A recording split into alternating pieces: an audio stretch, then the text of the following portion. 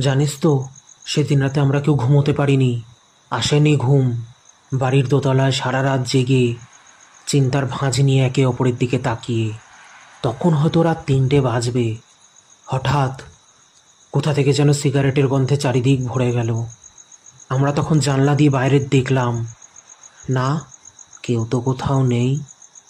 রাস্তাতেও বেরোলাম, রাস্তা পুরো ফাঁকা। মানুষ তো দূরে থাক, একটা কুকুর অবধি নেই। হঠাৎ কি মনে হলো, আকাশের দিকে তাকালাম। দেখলাম আকাশের চাঁদটাকেও কেমন জানি অদ্ভুত দেখাচ্ছে। ফিরে যাচ্ছিলাম, কিন্তু সিঁড়িতে পা দিতেই একটা অদ্ভুত জিনিস খেয়াল হলো। আরে, গন্ধটা তো একতলায় নেই, শুধু ওপর তলাতেই আছে।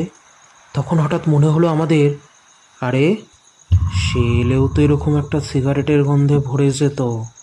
কিন্তু আজ তো তার আসার কথা নয়, কারণ সে তো আর আমাদের মধ্যে নেই।